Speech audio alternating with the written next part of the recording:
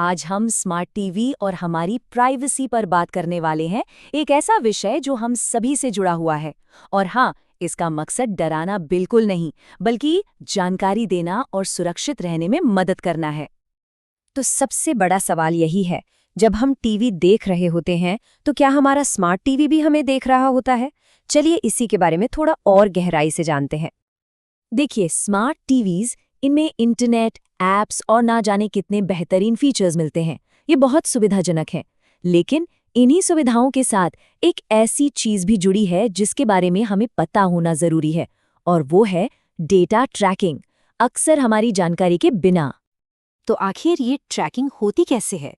चलिए अब इसके पीछे की टेक्नोलॉजी को थोड़ा आसान शब्दों में समझते हैं। ये सब होता है एक टेक्नोलॉजी की वजह से जिसका नाम है ऑटोमेटिक कंटेंट रिकॉग्निशन यानी ACR। सोचिए, ये एक तरह से टीवी के अंदर ही बिल्ट इन सॉफ्टवेयर है और इसका काम बस इतना है कि स्क्रीन पर जो कुछ भी चल रहा है उसे पहचाने। तो ये ACR आखिर कलेक्ट क्या करता है? ये नोट करता है कि आपने क्या देखा, कब देखा और कितनी देर तक देखा। और ये सिर्फ टीवी चैनल्स तक ही सीमित नहीं है। चाहे आप केबल देख रहे हों, स्ट्रीमिंग सर्विस इस्तेमाल कर रहे हों या फिर USB से कोई फिल्म चला रहे हों, ये सब कुछ ट्रैक कर सकता है। और बात यहाँ खत्म नहीं होती। आप क्या देख रहे हैं? इसके अलावा भी कुछ टीवी हैं जो दूसरी चीजें ट्रैक करते हैं, जैसे आपके वॉइस कमांड्स, आपकी लोकेशन, आप कौन से ऐप्स इस्तेमाल कर रहे हैं, और यहाँ तक कि आपके वाईफाई नेटवर्क पर और कौन-कौन से डिवाइस कनेक्टेड हैं। अच्छा, तो अब सवाल ये है कि इतना सारा डेटा कलेक्ट करके आखिर जाता कहाँ है? इसका होता क्या है? चलिए अब इस पर बात करते हैं। देखिए, इस जमा किए गए डेटा का इस्तेमाल कमर्शियल होता है। मतलब इसे अक्सर एड कंपनियों को बेच दिया जाता है। क्यों?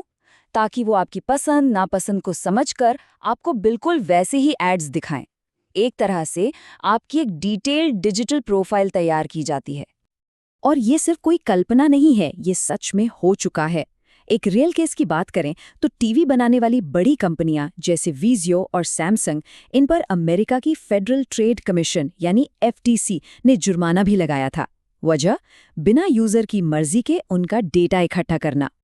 तो इतनी सारी बातों के बाद अब सबसे जरूरी हिस्से पर आते हैं कि हम अपनी प्राइवेसी को बचाने के लिए क्या कर सकते हैं।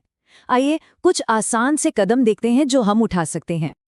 यहाँ कुछ टिप्स हैं जिन पर ध्यान देना जरूरी है। सबसे पहले अपने टीवी की सेटिंग्स में जाइए और व्यूइंग डेटा या ACR के ऑप्शन को ऑफ कर दीजिए। दूसरा, अगर आप वॉइस फीचर्स या माइक्रोफोन यूज नहीं कर रहे तो उन्हें डिसेबल कर दें।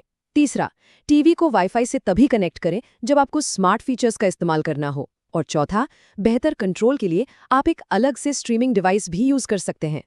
थोड़ा समय निकालकर अपनी सेटिंग्स को जरूर चेक करें।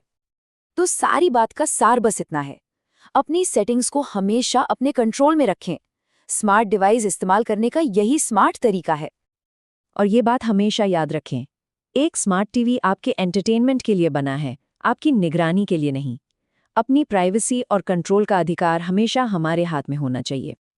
देखिए, स्मार्ट टीवी प्राइवेसी उन कई टेक्निकल चैलेंजेस में से एक है जिनका सामना आज हम कर रहे हैं।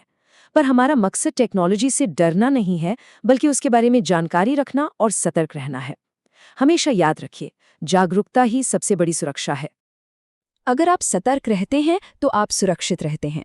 हमारे साथ जुड़ने के लिए धन्यवाद। सुरक्षित रहिए, जागरूक रहिए और हाँ, इस जानकारी को अपने परिवार के साथ जरूर साझा करें।